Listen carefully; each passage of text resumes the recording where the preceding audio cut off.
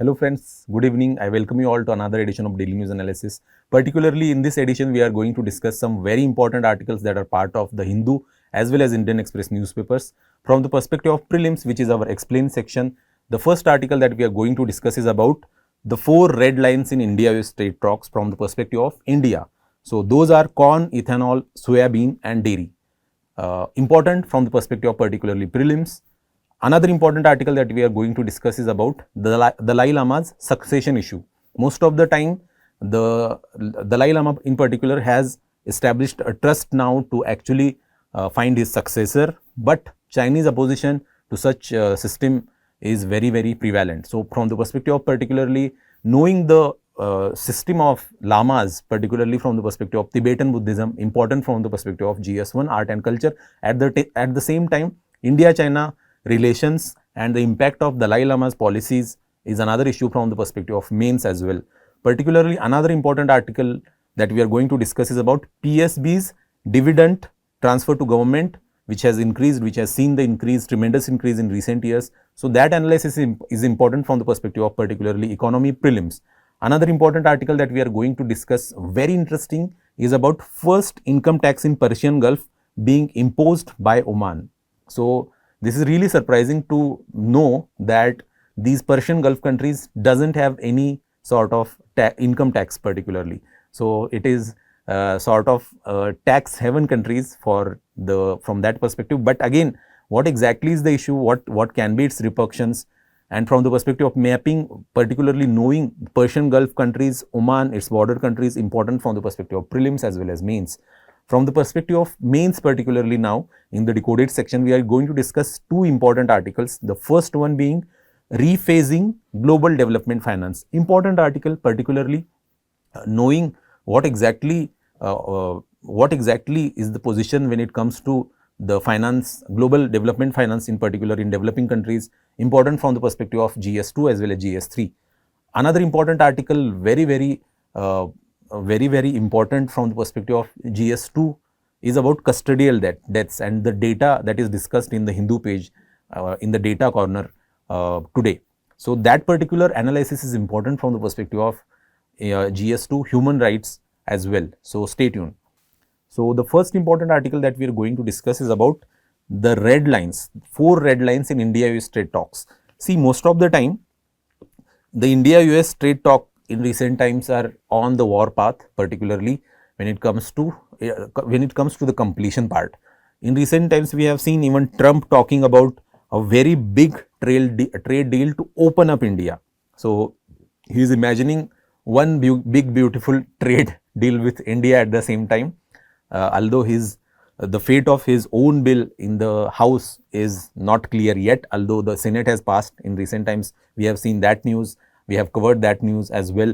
Particularly, now the issue is, although the trade talks are ongoing, the Trump is demanding the opening up of India's own economy in that regard, but at the same time, India has drawn a fierce 4 red lines. So, what are those 4 red lines and in which areas India has drawn those 4 red lines are corn, that is maize, ethanol, soybean and dairy. So, in these 4 sections particularly, our finance minister particularly has categorically stated that Indian farmers will not suffer due to the opening up of these sensitive sectors. So, let us dive into what exactly is the situation with each of these sectors. So, these are non-negotiable red lines as said by our finance minister recently. So, the first one being corn. When it comes to corn, what is the current scenario? US is the world's biggest maize producer and exporter of corn. This particular data is important from the perspective of prelims, particularly with an estimated 377.6 million tons of output against India's 42.3 million tons in 24-25. So, compared to India, the US is the biggest maize producer as well as exporter. See, but most of it, almost 90% of the corn produced in US is GM. And as we all know, India has banned the export or import of GM crops in recent times. India charges 15% duty on maize imports of up to 0.5 MT annually, with quantities beyond that attracting higher 50% rate. Moreover, it neither grows nor allows the import of GM crops, as I said. So, maize or corn is again will be a very sensitive and thorny issue to actually discuss within these two countries. Proposal under discussion. So, what exactly is the proposal? So, how we can counteract the proposals, counter proposal from the US in that regard, to permit the import of GM maize exclusively for use as a feedstock to manufacture fuel ethanol. So, essentially considering the domestic opposition to GM crops, or the opposition by lobbies in that regard, and overall India's own position in that regard, the carve out is it can be used, GM maize from US particularly will be exclusively used for feedstock to manufacture fuel ethanol. Over 46% of ethanol made by Indian distilleries for blending with petrol is currently coming from maize. Sugarcane juice, molasses 32% and surplus broken rice is about 22%. So, even currently around 46% of India's own ethanol production is coming from maize, which is essentially used for blending with the petrol under India's own EBP, ethanol blended petrol program. So, resistance from sugar mill is another issue here. Between 2017-18 and 2023-24, the share of grain based ethanol in India's ethanol blended program, petrol program particularly, rose from 0% to 57%. So, you can see the tremendous rise being seen in this particular sector, and most of it is actually due to the government's own promotion, at the same time sugar mills as well. So, sugar mills in that regard are actually opposing opening up this particular sector, particularly the import of maize in that regard. So, essentially sugar mills fear that allowing imported GM maize for ethanol production could further reduce sugarcane's share, undermining their role in the program. And there is opposition from Bihar at the same time. Bihar is India's third largest maize producer after Karnataka and Madhya Pradesh, and the opposition from Bihar is very, very fierce in that regard. So, this particular sector, corn and maize, although there are talks, but India has drawn a red line in this particular sector as well. What about ethanol then now? So, let us discuss some ethanol related data and data points here. Current scenario is that US is the world's biggest producer and exporter. So, just note down the data. In recent prelims, we have seen the assertion reason type question on this particular fact here. For ethanol too, in 2024, it exported $4.3 billion worth of ethanol.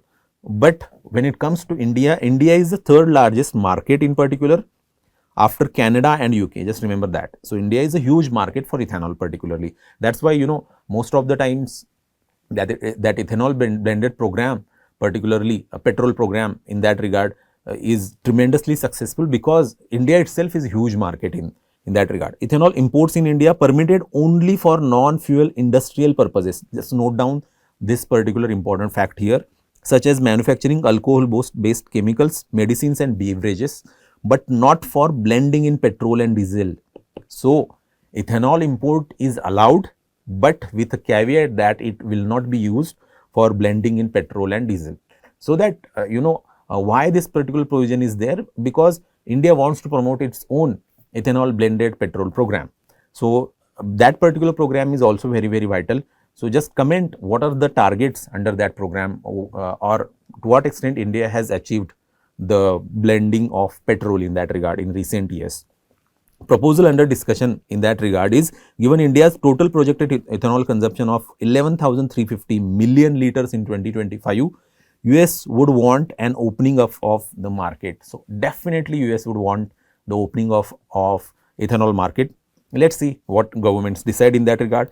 Import of ethanol for fuel use may undermine EBP program's primary objective.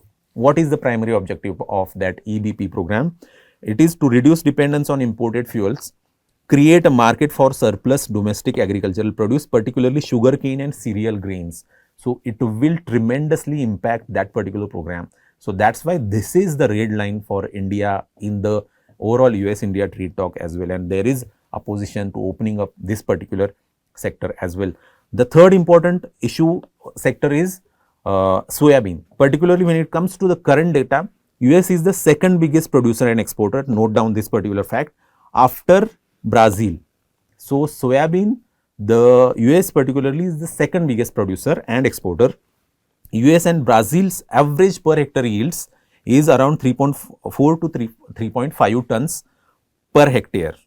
But India is around, which is less than 1 tons, which is less than 1 ton.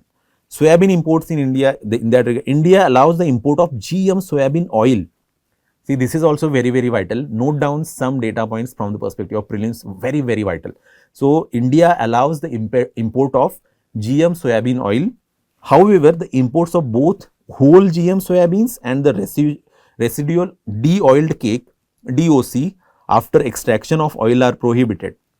So, essentially, the oil, GM soybean oil is allowed as an import, but the whole GM soybeans and the de-oiled cake particularly are prohibited from import.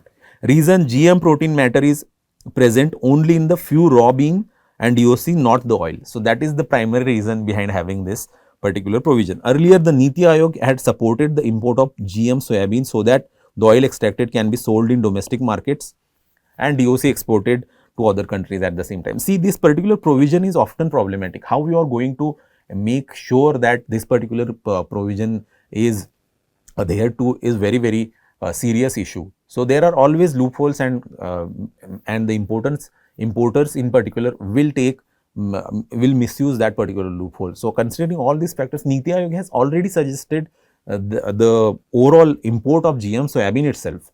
So, essentially, now what is the issue is soybean is grown in about 30 million hectares in the country. Mainly Madhya Pradesh, Maharashtra and Rajasthan are leaders in soybean production.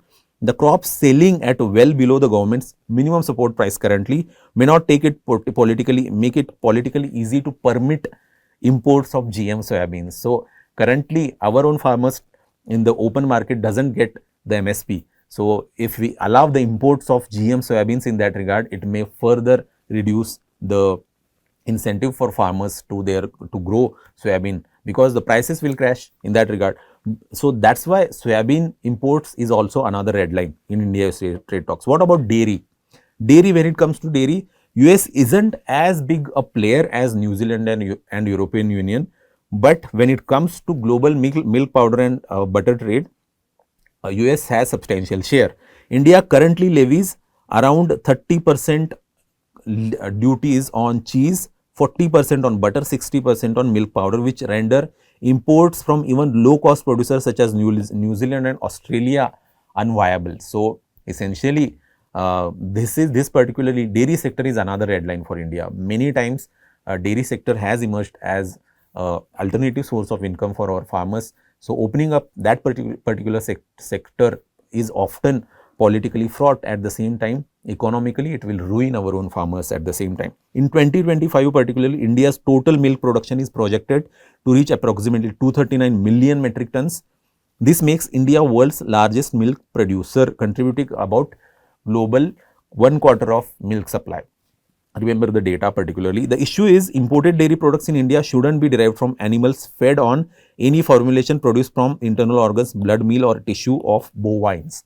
So, this particular provision is often a bone of contention between India and US, because oftentimes US farmers are indulged in violation of this particular provision when it comes to India's own imports. So, essentially that is the problem. So, US will press India to change this particular provision, but again this is particularly the red line for India as well.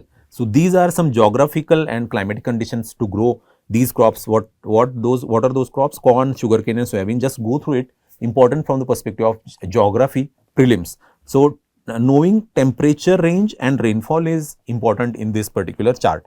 So, soybeans particularly grows well with temperature range of 20 degrees Celsius to 30 degrees Celsius and rainfall 600 to 800 millimeter, mainly during monsoon, while sugarcane need 20 degrees Celsius to 35 degrees Celsius, optimum around 27 degrees Celsius. Remember this particular fact here.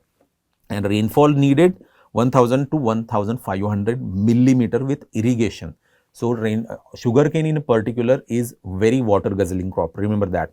What about corn? Corn grows well in the temperature range of 21 degrees Celsius to 27 degrees Celsius, while the rainfall required is 500 to 800 millimeter with well distributed rainfall over the years. So, go through this particular chart, as I said, important from the perspective of prelims here.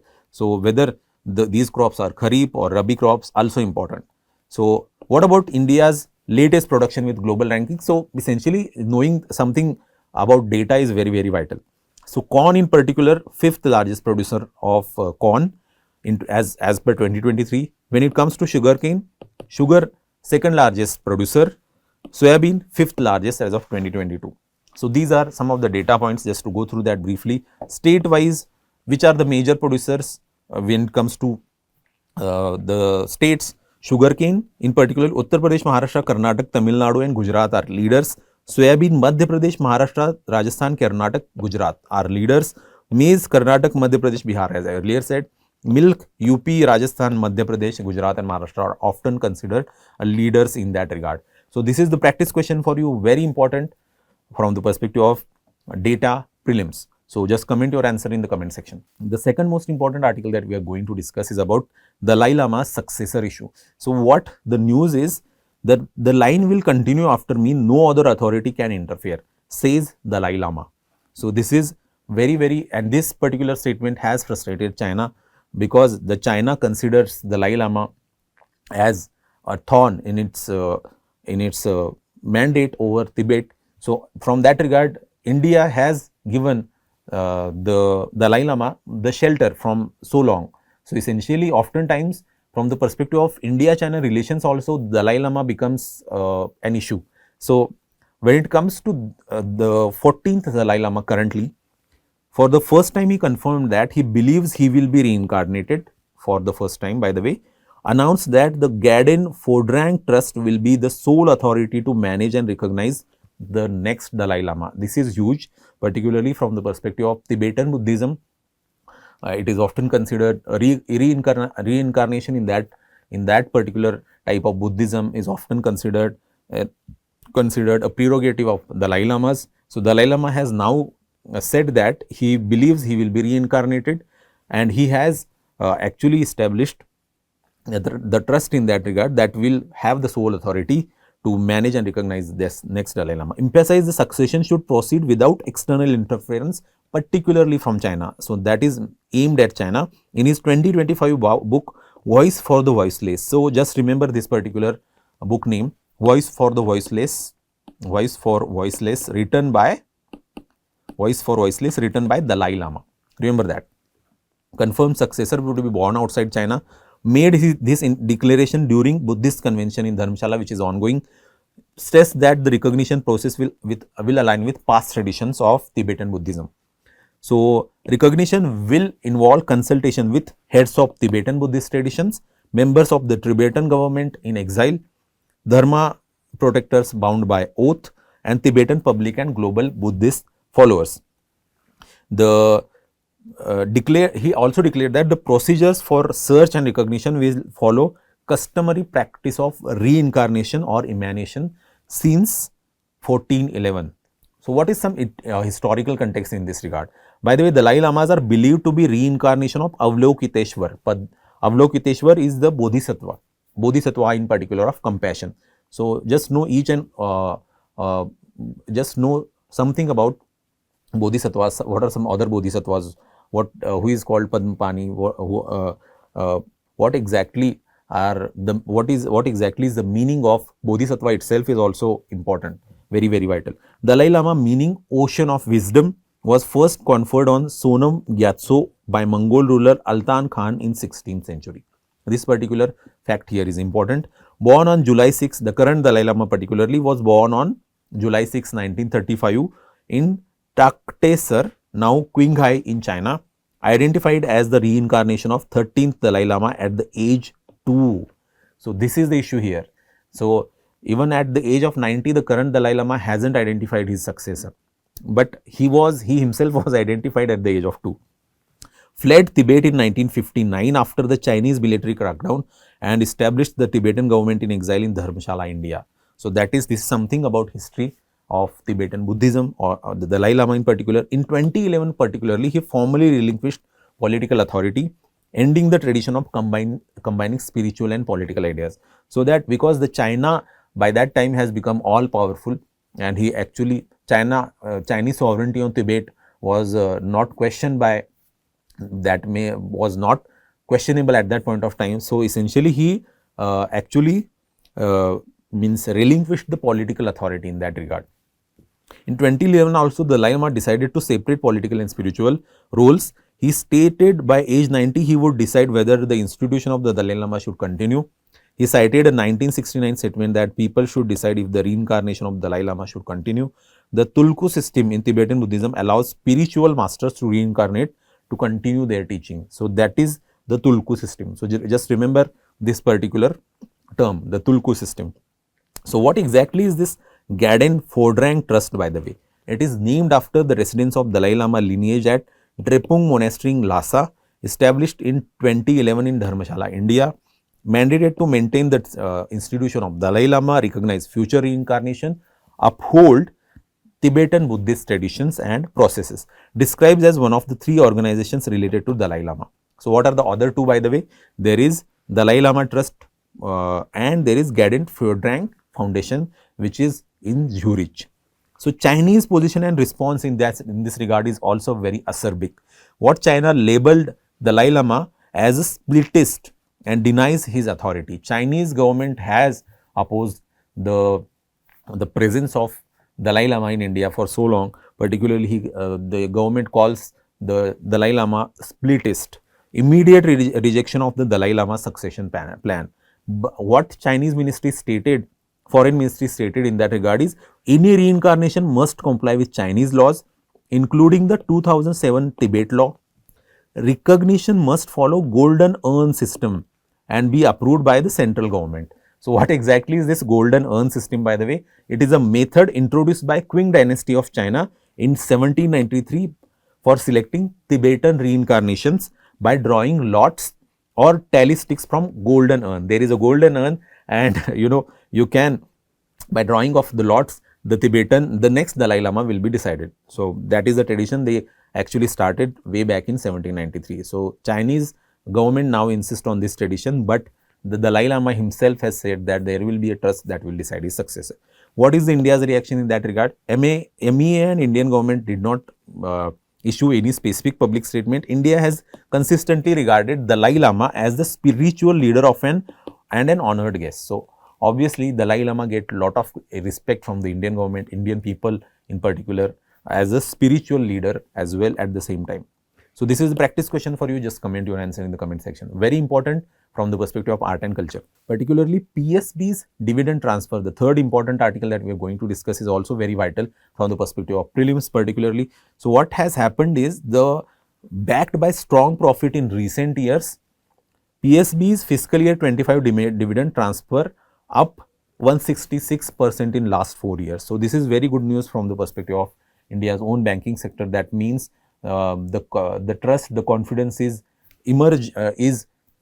getting re-established in India's own banking sector. So dividend growth from fiscal year 22 to 25, knowing some data is important. As I said, 166% growth is there.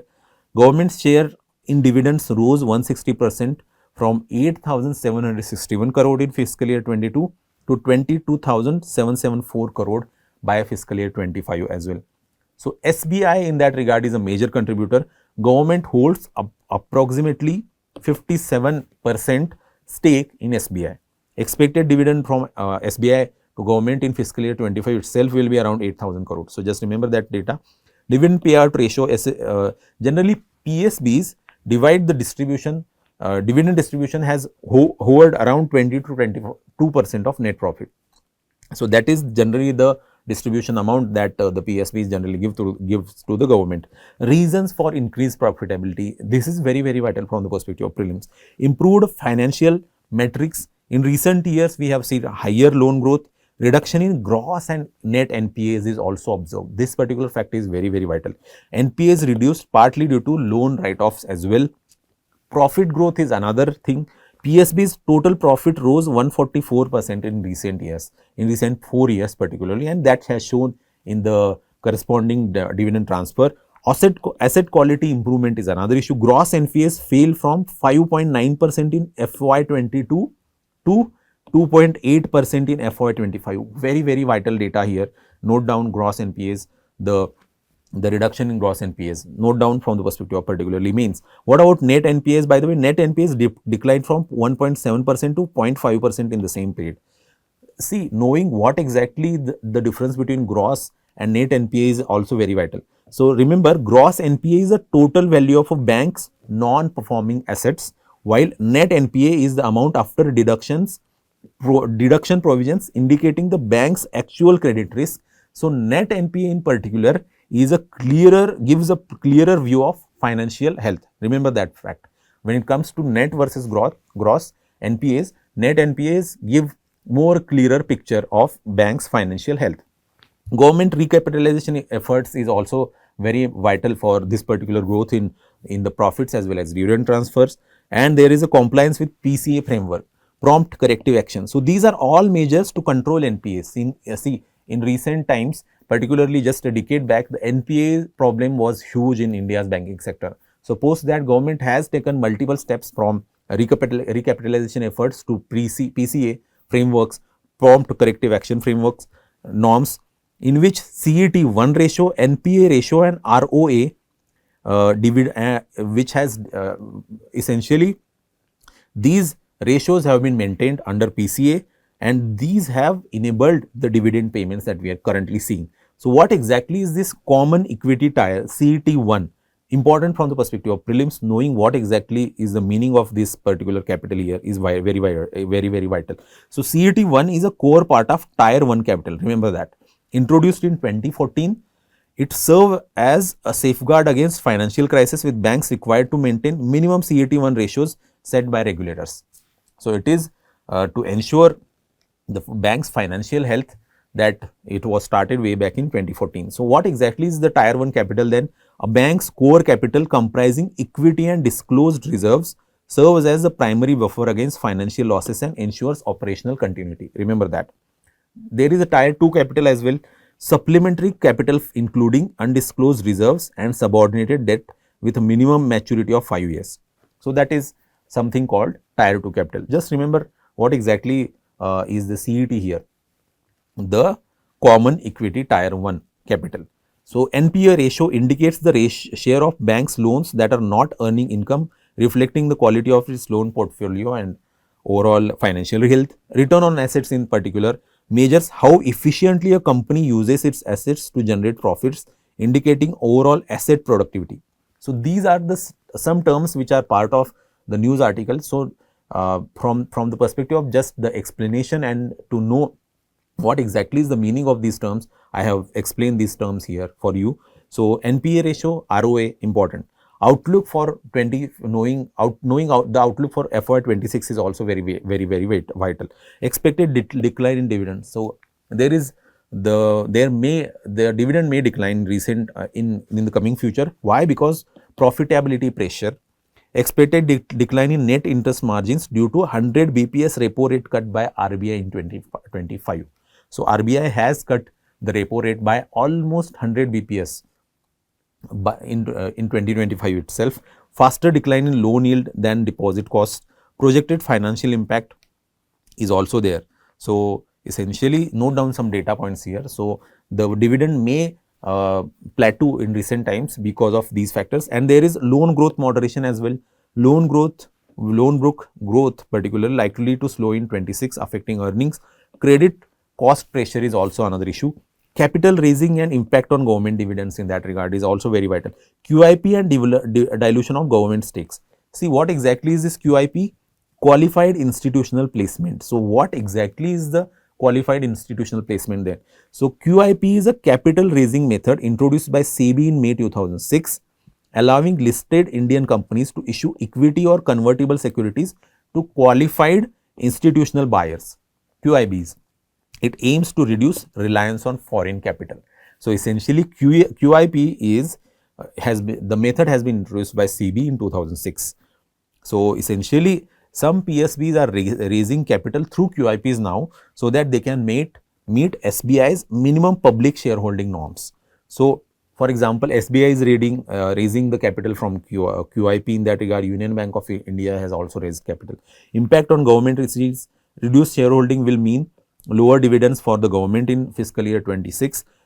Muted dividend growth expected, slower earnings plus dilution of stakes, muted growth in government's dividend receipts. So, these are some of the reasons for the upcoming slowdown in the dividend being shared with the government from the PSB side. So, this is the practice question for you. Just comment your answer in the comment section. Very important from the perspective of GS3 economy prelims.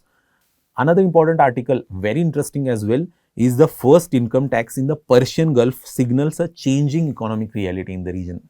Indeed, it is it shapes the perception in the Persian Gulf countries particularly. The news now is Oman has said that it will introduce a 5% income tax in 28 for individuals earning over 42,000 Omani riyals. So, obviously, this particular news is vital from the perspective of particularly the tax structures, what exactly is the situation in these Middle East countries. After India, Middle East relations are vital from the perspective of particularly GS2 as well. So, about the news, Oman will implement 5% income tax from 2028, means only around 1% of the population will be affected. So, that means this particular tax, although modest, it will be for the first time being imposed on that particular Omani population, and only around 1% of the population will then pay the tax. But it is aimed at social equity and reducing dependence on oil and gas, which accounts for almost 70% of state revenue. This is the important fact here. Oil and gas particularly account for almost 70% of state revenue. So, from that perspective, diversification of the revenue is very, very vital. So, government has to resort to income tax at some level. So, purpose and policy shift: marks the first income tax in the Persian Gulf region, reflects a shift in traditional oil-funded welfare models to tax-based revenue systems designed to help diversify the economy beyond fossil fuels. As I said, diversification is another aspect here, seen as a part of broader regional reforms triggered by volatile oil revenues and increased public spending. See, regional context in that regard is very vital. Most of the time, these Gulf monarchies historically offered subsidies and public jobs in exchange for limited political participation. So, Saudi Arabia in recent times has cut energy subsidies under Crown Prince Mohammed bin Salman as a part of economic reforms. So, as I said, the resource for obedience model is under pressure due to falling stagnant oil revenues. So, oil revenues have hit a plateau in recent times. So, essentially that is why even Saudi Arabia has started economic reforms under the MBS, the Crown Prince. Who will be affected, by the way? High earning foreign residents. Some economists expect the tax could push foreign workers to leave. Oman has fewer higher earners than countries like UAE and Qatar. That is another important fact here. The law includes broad exemptions. So, what are those exemptions? By the way, education, healthcare costs and other expenses are not included. These measures are intended to ease the burden on residents. So, there are caveats, there are way around from that particular tax as well. Public and expert reaction in that regard is mixed. Obviously, anything which is started for the first time is always opposed for the first time by the public. So, in that regard, but this is a revolutionary step. The timings could not be better, sort of, given the instability in the region with Israel-Iran war and Israel-Hamas war at the same time. But again, Oman in particular has decided to impose 5% income tax from 2028. Important news. So, from the perspective of mapping now, see, knowing the Persian Gulf countries is very vital. In recent times, even we have seen even Donald Trump commenting that he may change the name of Persian Gulf to Arabian Gulf. But again, that hasn't happened yet. So, what are the Persian Gulf countries? So, Bahrain, Iran, Iraq, Kuwait, Oman, Qatar, Saudi Arabia and UAE. These are the Persian Gulf countries. Just know it, remember from the perspective of prelims. What about Oman? Oman is bordered by Saudi Arabia, UAE and Yemen. Remember that. Another important country in the Arabian Sea, important from the perspective of prelims. Knowing mapping is always very vital. So, this is a practice question for you. Just comment your answer in the comment section.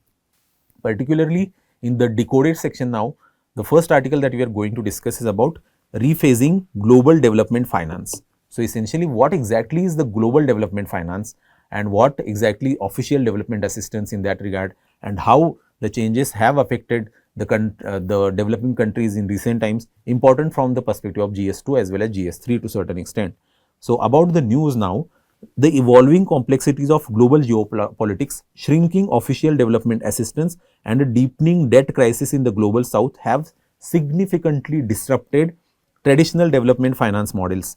In this challenging landscape, there is a pressing need to rephase global development finance by adopting more inclusive, balanced and collaborative approaches. So, see what has happened is in recent times we have seen the global disruptions from US side being cut with the arrival of Trump 2.0. So, official development assistance in that regard is often is at a losing side. So, what is official development assistance? It is a specific type of foreign aid aimed at promoting economic development and welfare in developing countries. It is a concessional, provided in favorable terms, and its main objective must be the development of recipient country. ODA is primarily provided by governments and international institutions like IMF, World Bank, etc. So, official development assistance helps developing countries in that regard to grow. So, essentially, India's development cooperation with global south in that regard is very vital.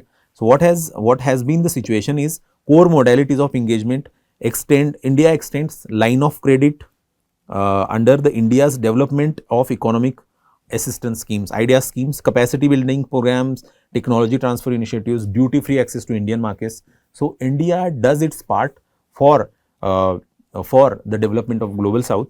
Rising assistance is another thing. India's development aid in the global south has increased from $3 billion in 2011 to $7 billion as of 23-24. Policy shift. The Ministry of Finance has raised concerns over LOC sustainability in recent times, but at the same time, in G20 also, India has raised the concern over rising sovereign debt burden in global south. Global Development Compact proposed by India during the Voice of Global South Summit in 2024, it says that it actually focuses on a harmonious balance between all the modalities of engagement with the global south, capacity building, technology transfer to market access, etc., etc. So, India has raised the concerns of global south and the financing scene, particularly whether in G20 or whether in the Voice of Global South Summit of 2024. India itself gives almost $7 billion of foreign assistance according to the latest data available. But what are the challenges faced by the current global development finance structures in that regard? Shrinking official development assistance. So, this is one issue, as I earlier said, is often the prominent issue when it comes to the development finances to developing countries. Current ODA is likely to be close to $97 billion. It was around $214 billion in 23. So, it is a huge reduction in the official development assistance from various countries or from wealthy countries or from multilateral institutions in that regard. Collapse of US aid is another issue in that regard. Rising sovereign debt in global south. Even unsustainable debt issue has been raised by China, has been raised by India in that regard.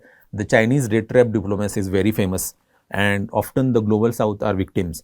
Geopolitical tensions, conflict and rivalries, fragmented multilateralism is often an issue.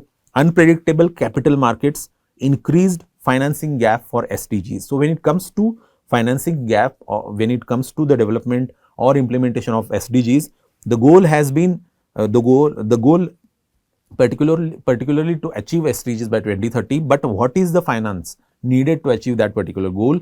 It has surged from $2.5 trillion in 2015 to current $4 trillion. So, essentially without new financing mechanism, SDG progress will remain stalled. Inadequate new models of cooperation, particularly limited access to climate finance is another issue. In recent times, we have seen the issue of climate finance. The fragmentation and conditionality is another issue. Development aid is often fragmented, politically driven and tied to donor priorities, undermining recipient ownership and effectiveness. Overlapping global crisis, COVID-19, climate change and food security have often stretched the finances of developing countries, and in that regard, the financial strain is getting very high in recent times due to these issues. So, what is the way forward considering the challenges being faced by global south in having in accessing this global development finance. So triangular cooperation is another can be the solution. It can give the solution. Partnerships with results. See, knowing what exactly is this triangular cooperation, you can utilize such terms effectively in your answers. So just remember what exactly is this triangular cooperation now. It brings together a traditional donor from the global north, a pivotal country from the global south, and a partner country often from the global south. So it is a partnership between these three countries. It bridges the global north-south divide and creates inclusive platforms for sharing, learning, mutual respect, and co-creation or of solutions tailored to local needs. Infrastructure as a driver of social progress.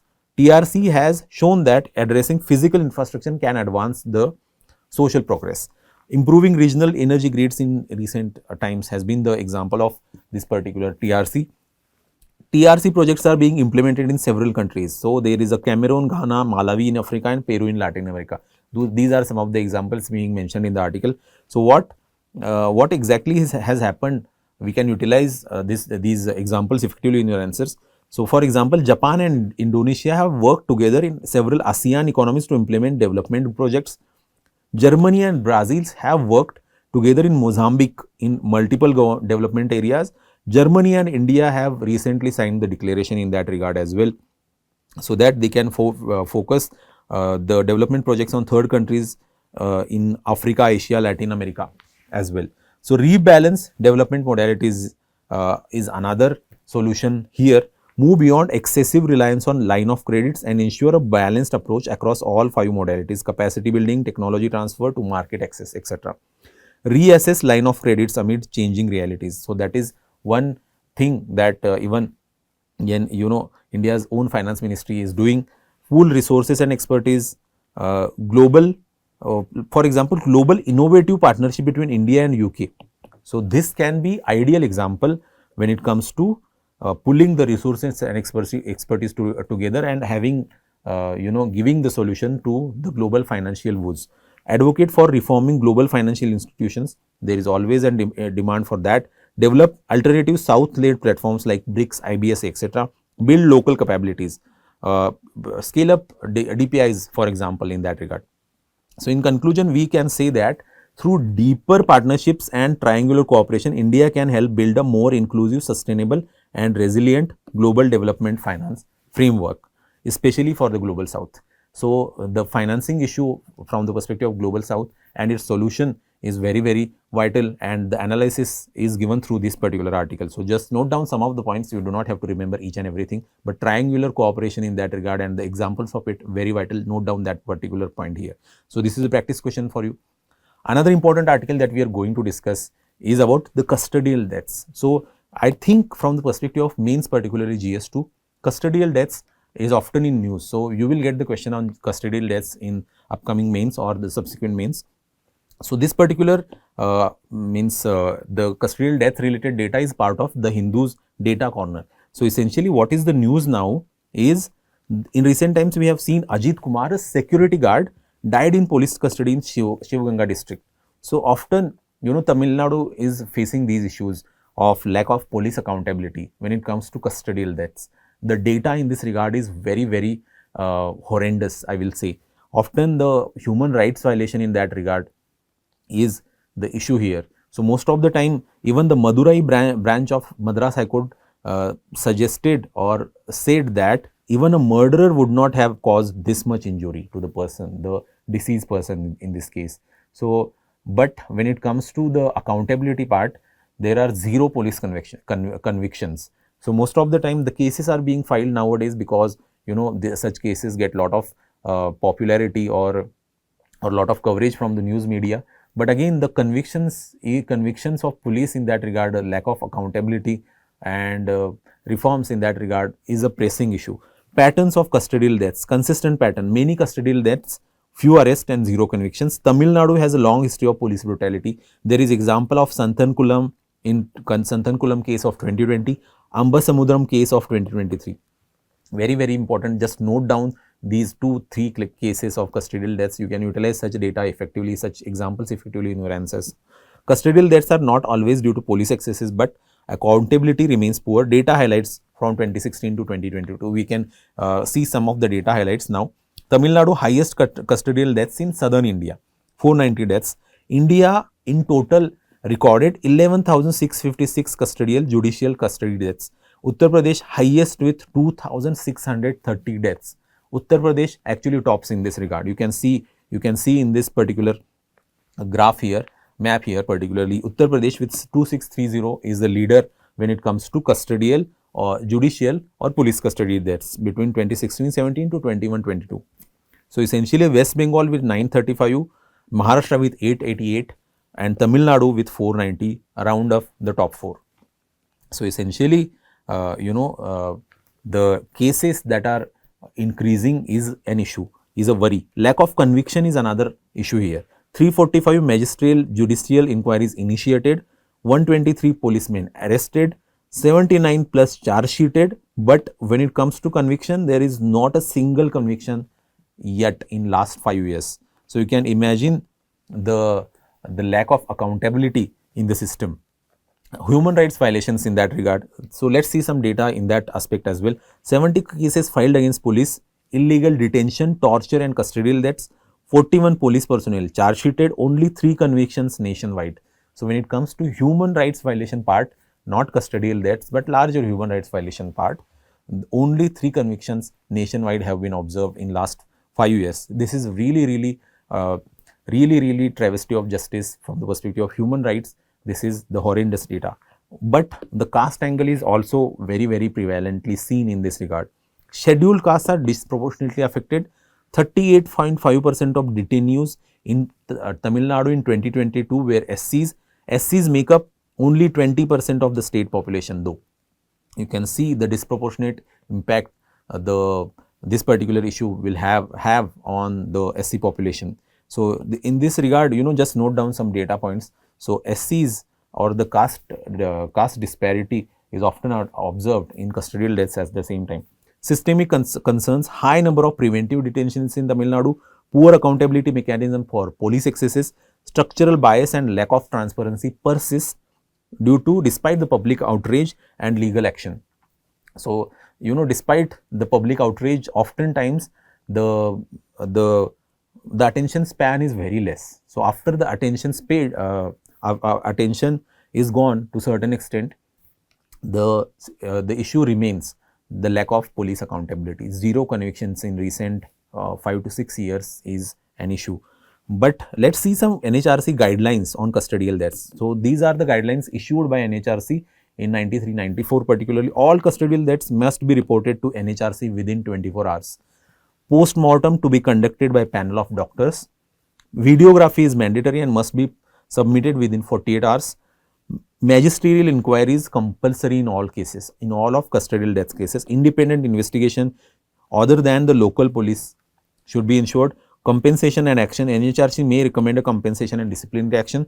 Preventive measures like CCTV in police stations, regular inspections, follow DK Basu guidelines. So, DK Basu in particular is the famous Supreme Court judgment on custodial deaths, important from the perspective of mains. So, note down some of the NHRC guidelines, you may get the question on that.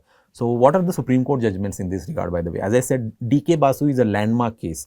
DK Basu laid down mandatory guidelines to prevent custodial torture, included arrest memo informing relatives, medical checks and police ID rules, upheld Article 21, that is right to life. So, this is very important judgment, DK Basu, remember, from the perspective of custodial deaths.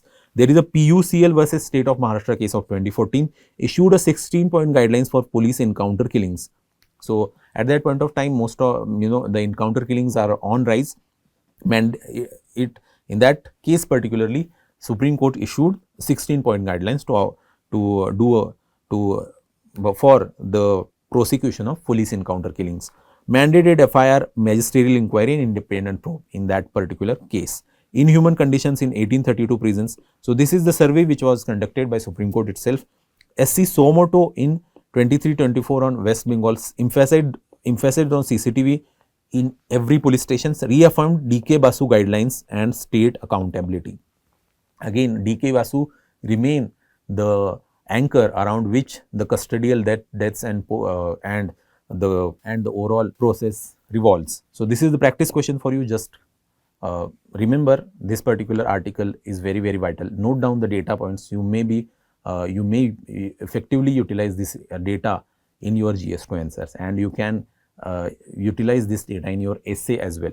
So, that's it, and that's it from my side, and stay tuned for another edition of Daily News Analysis. Thank you.